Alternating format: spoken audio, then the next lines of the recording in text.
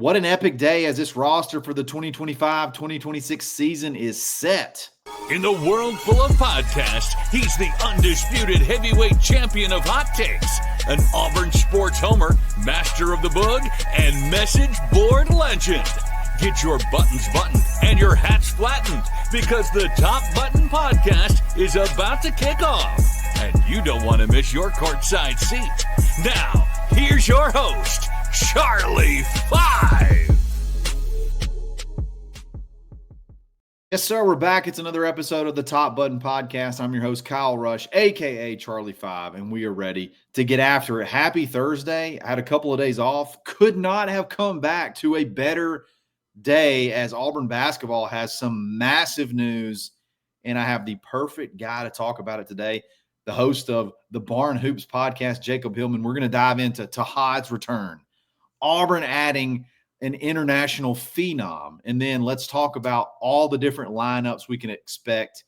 Man, we're like, 6 months away from tip-off now, and it needs to get here quicker. But we're going to have fun talking about basketball here in just a second. But before we do that, let's give a quick shout-out to mybookie.ag.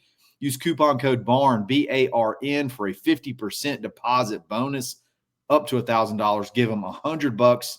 They're going to give you $50 back free to play on top of it. Still so many professional athletic events you can bet on right now. You got playoff basketball. You got all kind of stuff going on. So check them out. Show them some love. Win big. It's mybookie.ag. Jacob, my man, holy cow at the news today. Like, spread it out on us. Like, don't just drop it all on us. Like, how do we even digest everything? Let's start with Tahaad. How massive is it? Our boy Tahaad Pettiford is coming back for another year. Well, was 5 hours not enough for you to be spread out? Or I guess just, make it a huge day, as Coach Pearl tweeted out what a day it was. Because what a day. Like you said, Tahaad Pettiford coming back, that was the key that we'd been waiting on for quite a while at this point. After his performance at the NBA Draft Combine, there were obviously the questions because he had such a great performance there. And the hype started to build around him and his potential to be in the first round. Clearly, it wasn't enough, as he is going to come back to Auburn and be the guy, because he is the guy that was on the Final Four team last year and the only one that returns from that Final Four team.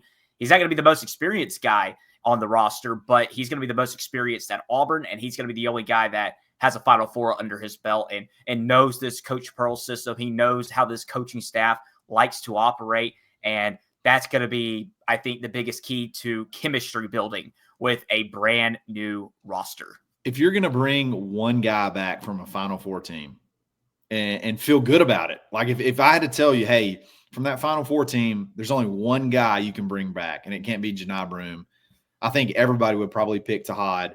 I'm not gonna lie, Jacob. Whenever after that first, let me backtrack a bit. I was comfortable that the measurables from Tahaad would probably limit him a little bit. Okay, let's just be honest. There's some really freaky guards in the NBA. Like there's some dudes out there that are just avatars, like creative players. And Tahaad is what he is. He's an explosive offensive player, but on the defensive side, he's 6 foot, 160, 170 pounds, whatever he is. Broken wet. It just, that kind of is what it is. But when he went just completely off that first day of the real scrimmages, we knew he was going to test well, but when he scrimmaged and he scored over 20 points, had 8 assists, I believe, something like that. And then only a fast break dunk. That was just that electrified the gym. He had, I think, several assists. He did everything that we knew that he could do, but the fact that he did it with a bunch of guys that he'd never played with and on that stage, that was something that you might not have expected.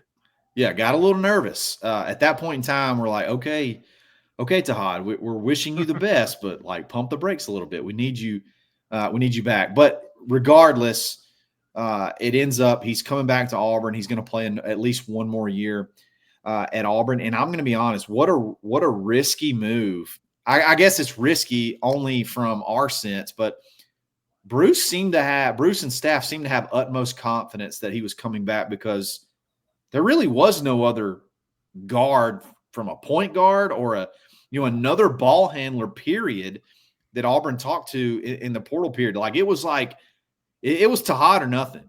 Yeah. No one publicly. I think that Coach Pearl mentioned at his golf tournament supporting Children's Harbor last week that there were some discussions being had, but not far enough to where you would feel confident in Auburn going out and grabbing whoever the heck they wanted. So that's why it's that much more important that Tahad came back, so that you're comfortable going into this offseason, especially with what we're going to talk about later, Filip Jovic joining the squad as well. And you don't want to rely on Caden Magwood. He's a true freshman. And then outside of that, I guess Kevin Overton would have been your next choice as a ball handler and a point guard. And again, you want to use him at that 2 and 3 spot to build that experience for guys like Elijah Freeman, who's coming from Division II. And he's gonna have some growing pains. It's gonna take him time to get in the flow of things. So Tahad coming back eases any kind of concern or anything that Auburn fans may have had over the last several weeks. And I don't think there was a ton of concern, but it was something that you wanted some finality to. And finally today we were able to get that and know that Tahad Pedifer will be on that roster. We're going to see a sophomore Tahaad Pettiford, and there's so many guys that when they make that jump to the sophomore season, it's a huge talent increase. And just seeing that experience. And I think going into the NCAA tournament, I thought we might see some freshman moments from Tahaad Pettiford, and we kind of did in the Final Four game against Florida. And credit to Florida because they're the national champions, and that defense that they really, I thought Florida's defense really improved throughout March, and that's what gave Tahad fits in that game. But in the first round, the second round, Sweet 16, Elite 8, obviously those 2 games in Atlanta, he was a star. And all the hype start to build around him, and he really did not look like a freshman in those games. So now with more experience, I just can't wait to see him in the NCAA tournament again next year. But I'm not going to wish away the regular season at all, because he's going to be a lot of fun to watch. And there's going to be some epic games in the regular season. I just can't wait to see. I don't want to take anything away from Denver. Like the way the lineup was set last year was perfect. You had like a change of pace. Tahad got to come in, and he was completely something different to look at. I love that aspect of it. But there's something about, man, him right there at tip, him catching that, when they throw the ball up and it's tipped to him, like him right off the bat, getting it from the beginning. You could just see that Michigan game, man, there was nobody when it was Tahad time, there was nobody that could cover him. And just to have him back for another year is going to be spectacular. Again, there was not a ton of fear up until that scrimmage where he kind of went off, but I guess the finality of it, and smart by him too. I think he even had a workout with the Hawks like yesterday, like before he actually announced. So don't say anything. Don't give any hints. That way you can go get in front of as many professional teams as possible to build your stock, build your resume for the following year. Genius in my mind. Like now you come in, you do what you think you can do at Auburn for this next year, go off, and then all the teams know who you are. You gave yourself the full allotted amount of time to expose yourself, and he did. And I'm proud of him for what he did, and I'm even more excited for him to come back. So just adding Tahad, like expectation wise, like we're going to talk about Filip in a minute, but like just Tahad coming back, like how big from an expectation standpoint is that from having him from not? Because like you talked about Caden Magwood, which I think Caden Magwood is, I mean this in the best possible way. I think he's psychotic enough to be great. I think he's got a little bit of crazy in him to like not fear anything, but like turning it over to him from day one is scary from an expectation standpoint. Putting Tahad back in the lineup, you got Caden Magwood backing him up. You talked about Overton possibly sliding over if he needed to. Expectation wise, like just talk about that and how you feel about Tahad coming back just in that, that from that standpoint. It definitely increases the ceiling and the floor because, and I don't think the necessarily the expectations going into the season of where I think Auburn's going to finish rises as much as I think the ceiling and the floor do. Because I think from here, Auburn has anything to accomplish. It can go back to the Final Four with Tahad Pedifer coming back. I wasn't as sure without Tahad Pedifer, but now it feels like, okay, this team is a team that is built to run the floor. And we'll talk about the potential lineups going down the road in just a minute. But I think this is a perfect roster for Tahaad Pettiford and the way he plays the game. And this is how it can really give teams fits on the other side of the court. And when we get into SEC play, there's a lot of teams that are dealing with turnover in the SEC. It's not just Auburn. Not many teams are having a complete reset like Auburn is, but it's really, really interesting to see how the SEC takes shape. And now I think Auburn is kind of in that contender role. Whereas before officially having Tahaad Pettiford back, this team I felt like had a second weekend ceiling for sure. I wasn't sure if it was, a Final Four caliber team. And now I believe it is. And obviously the floor obviously comes up with a stellar point guard like Tahaad Pettiford that's experienced and has seen the ins and outs of the system and of March Madness as well. So I really think that you can definitely shoot for the stars now. I don't think the expectations change a ton because you knew this team is going to be it's going to be a lot of chemistry building and they're going to have to gel together. And the first 2 months of the season might not be as pretty as they were last year because, my goodness, Auburn came out so hot in the 2024-25 campaign. It's not going to look as the same, especially when you're facing some of the best teams in the country coming up over the next month and a half or over the first month and a half of the season. I love it, man. That wasn't the only good news of the day. It's actually the second piece of good news for the day. And we're going to talk about the first piece here in just a second. Before we do that, let's give a quick shout out to rowback.com. Use coupon code BUTTON20 to take 20% off your order. If you love polos, they got everything you can imagine, from zany prints to stripes to solids. If you want to go classic, they got that too. Hoodies, pullovers, swimsuits, everything you can imagine. Rowback has it. And you can save big again by using that coupon code BUTTON20. Check them out. Show them some love. It's rowback.com. We'll be back right after this.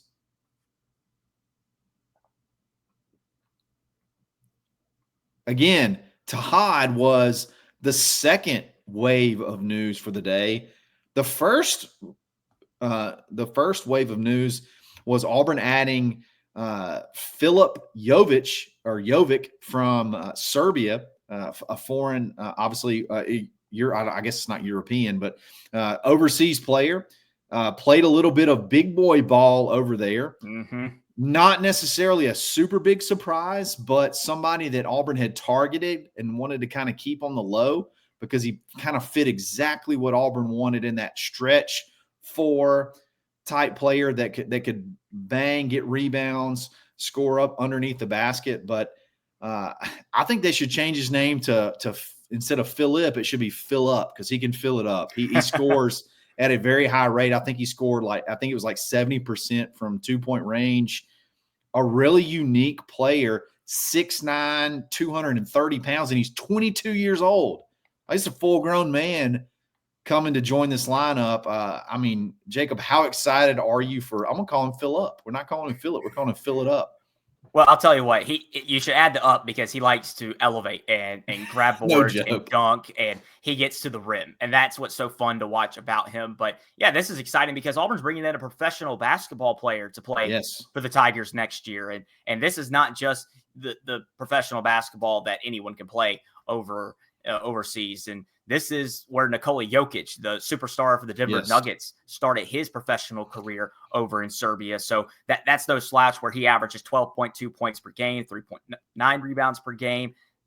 That's very important for him to have that experience because, again, we've talked about it, how the experience on this roster, just kind of looking at it right now, you've got a few D1 guys and a few guys that came from high major programs, but you also have the Lincoln Memorials from Division II. You've got Amika Apurum coming from JUCO as well as Abdul Bashir. So those guys are going to have to get up to speed to the likes of the SEC, to the likes of Houston and Purdue, who might be the top 2 teams in the country when we get to play them early.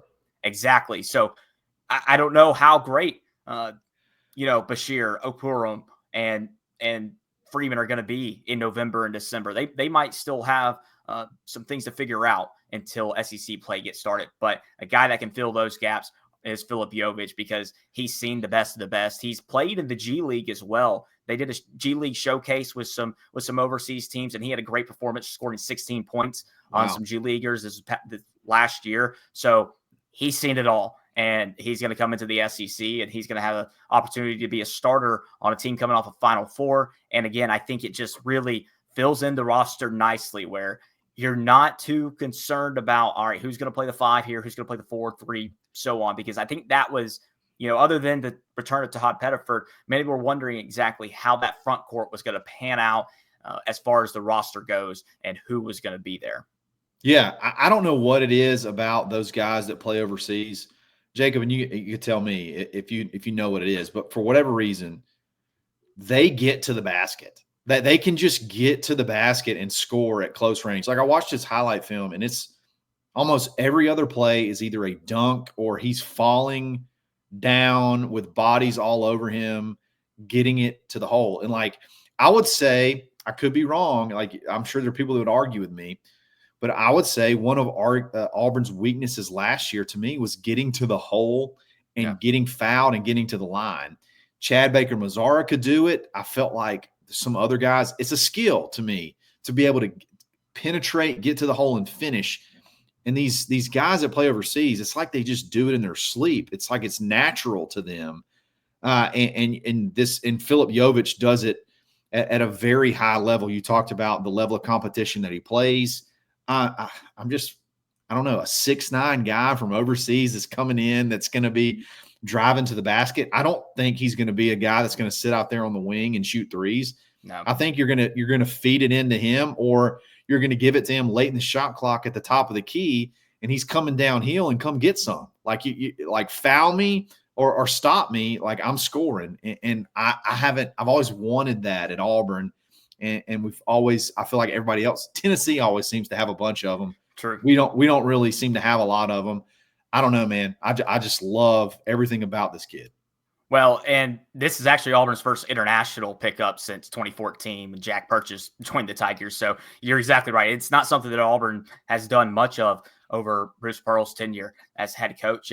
And I think the reason he's so good at getting to the basket and, succeeding there is because, one, they're just so fundamental over there. But to add on to that, he moves so well without the basketball. He knows exactly where he needs to be throughout a play. It's not just figuring out going to the open space. Sometimes he will go to a spot that might have a defender, but it's an advantageous spot for Yovic, and it really opens things up for the rest of the offense as well. And I think that's going to be important with a team that's completely brand new and doesn't really know each other, or has never really worked with each other until this upcoming summer and the fall through those preseason practices. And Yovic can really help kind of put a Band-Aid on that for a while. Then eventually it's going to thrive, and it's going to be a good offense that we've usually seen out of Mike Burgomaster and Coach Pearl and the rest of the staff. So that's why I think he was so important for this staff to pick up, is because they felt like, along with Tahaad Pettiford, who knows the system and has gone through it already, Filip Jovic can come in, even though he doesn't know the system as well, he's going to be able to learn on the fly. And, it's kind of interesting because I feel like, coming from not college basketball, from a professional level, there's going to be a little bit more, he's going to have a better understanding of the things that he is taught, and he's going to be a little bit ahead of the game versus the other guys on this roster. And that's not to discredit them, but it's just, that's the difference between professional basketball and college basketball. No, 100%. So I just think that Filip Jovic really comes in, and he provides that. It's not filling a gap, really. It's just filling in where Auburn needed experienced players that understand what this staff is trying to accomplish, and that's going to be one of the best offenses in the country. You know what I love? I love options, and Auburn's got options in the front court. When you add in, fill it up, Yovic. I love this addition. Jacob, you're the basketball guy right now. Let's say tip-off is tomorrow. Yeah. Everybody's here. They've gone through workouts. What does the starting lineup look like? It's almost, you just kind of pick your poison. Mm-hmm. If you want to start the game off, what are you looking at? Yeah, I think the two set pieces that I can almost guarantee is that Tahaad Pedifer will start at point guard, and Keyshawn Murphy will be the starting center for Auburn. Between there, you can figure out the other guys that are going to be starting exactly where.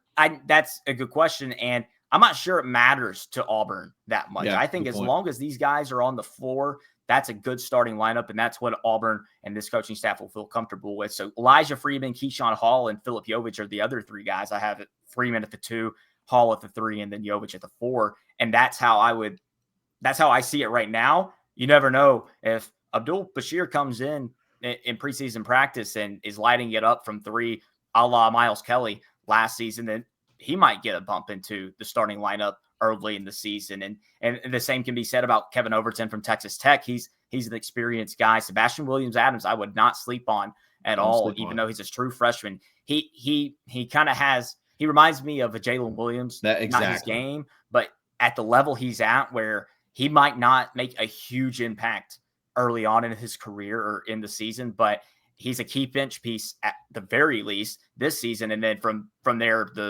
you never know what he could accomplish. So I think right now it's Pettiford, Freeman, Hall, Yovic, Murphy in that order from 1 to 5.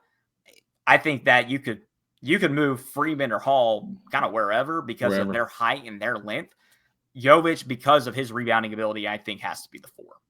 If that works out, like you just said, and Keyshawn Hall can play the 3 at 6'7", 240 pounds, and he can drive to the basket, he can shoot threes, he can defend, he can do whatever, and he can play that 3. My gosh, man, what a freaking lineup. Like, that is a matchup nightmare. If you can have that guy, and then like you said, let's just say right now he comes off the bench. If Bashir can play at like a mid-tier SEC level at 6'7", a 6'7" 2 guard that can shoot threes, like, oh my gosh, like there's just so many options. I'm so fired up for today. Or I guess it was yesterday that we had all the news. I mean, it just kind of solidified. I think Blake Mushelik, or I don't know how to say it. Mushelik, I think he probably gets your 12th scholarship. Yep. And then Bruce always lets that last one kind of hang out there. I mean, it's just impossible to get that many, especially in NIL and transfer portal era. It's just so hard to get all 13 scholarships filled. But, man, if you're an Auburn basketball fan, and I know a ton of people are, Jacob's going to keep us updated on all the hoops action, and there could not be a better day if you're looking forward to the next season after you got that taste of the Final Four. There couldn't have been a better day of news than yesterday, man. There really couldn't have been, because, again, when you look at this roster and the way it's been constructed, and Tahaad Pettiford and Filip Jovic really being the bow tie now, where you feel comfortable and you know, all right, this is the end. This is what the roster is going to look like.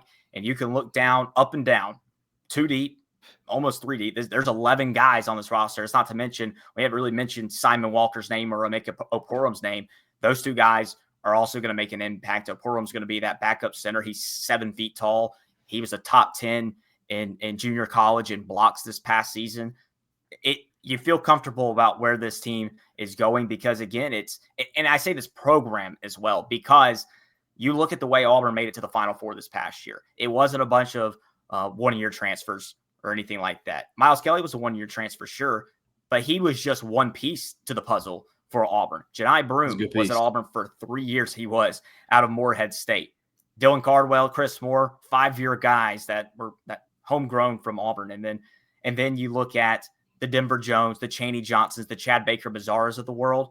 They were 2-year guys. And that's why this program has been so successful, because Auburn doesn't just recruit you for 1 year. It doesn't just rent you. It's to try and grow you into the complete basketball player that these guys are. And Auburn sees all the potential in the world in all 11 of these guys. And that's why they were offered scholarships and they're on the roster. And I think this staff can do wonders with them. Again, the expectations are high. The ceiling, I think, is through the roof. And it might not look like that in November and December when Auburn is facing one of the best defenses that the country will see this year in Houston. And then the very next month, Auburn will go to Indianapolis in basically a road game against number 1 Purdue. You never know who Auburn will also play in the Players Era Festival or in the ACC Challenge. Auburn does go to Arizona. We know that in December. Those games are going to challenge this roster. And that's going to build the best Warriors for SEC play when Auburn tries to defend the SEC championship. So again, I think that the way this roster was built has been similar to previous years, where you get into May, you're like, there's still a couple spots open. If Tahad doesn't come back like last year, folks are, if Janai goes to the draft, that didn't happen. This coaching staff has a good sense of what's going to happen and follows the plan to a T, and it usually works out in their favor.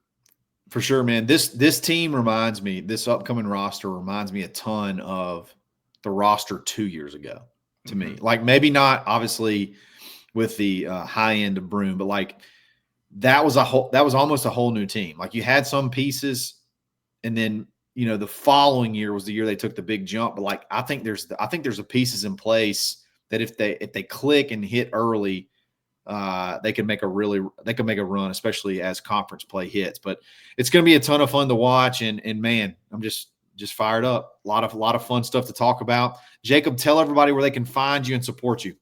Yeah, follow me on Twitter and X at Jacob Hillman AU. Also working with the Auburn Sports Network, so doing a lot of great things for baseball regionals coming up this week, and it's going to be a blast at Plainsman Park. And obviously, not to mention the Barn Baseball Show, they'll have you covered right here on the Barn Auburn Network. But yeah, no, follow me on Twitter. We'll be doing the Barn Hoops podcast as well over the next few months and into the season and beyond that, about hopefully another Auburn basketball team that's contending for the SEC and a national title. Love it, man. Love it, man. Definitely check out the Barn Hoops podcast with Jacob. I had a great one drop yesterday about expectation of different schedules and things to look at, about if you're looking, as Auburn fills out that schedule, who to look at as far as who could be added. There's so many fun possibilities to look at. It's just Auburn basketball, man. It's just it's a blast right now, guys. I really appreciate you listening. I took 2 days off. What a great day to come back. I'm fired up. We'll be back again tomorrow with a Friendship Friday. It's another episode of the Top Button Podcast, not the Barn Hoops Podcast. The Top Button Podcast. Stay button.